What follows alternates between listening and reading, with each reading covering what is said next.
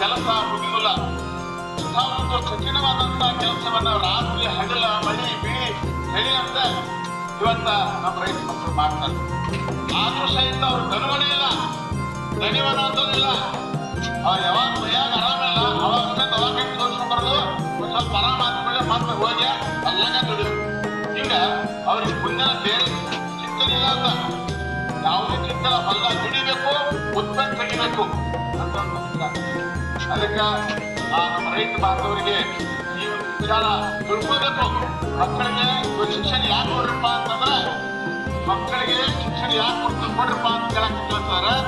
ಸಮಾಜದಲ್ಲಿ ಯಾವ್ಯಾವ ರೀತಿಯ ರೈತರಿಗೆ ಮೋಸ ಆಗತ್ತೆ, ಆಮೇಲೆ ಯಾರಿಂದ ವಂಚನೆ ಆಗತ್ತೆ, ಯಾವ ರೀತಿ ತೊಂದರೆ ಆಗತ್ತೆ ತಿಳ್ಕೊಳ್ಬೇಕು. ಅದನ್ನು ತಿಳ್ಕೊಂಡ ನಂತರ ಅಲ್ಲಿ ಒಂದು ಹೋರಾಟ ಮಾಡ್ಲಿಕ್ಕೆ ಸಾಧ್ಯ ಆಕೈತಿ. ಅದಕ್ಕೆ 40 ವರ್ಷದಿಂದ ನಾವೇನು ಹೋರಾಟ ಮಾಡ್ಕೊಂಡ್ ಬಂದಿವಿ, ಅದರೊಳಗ 150% ಇವತ್ತ ವಿಚಾರ ತಿಳ್ಕೊಂಡ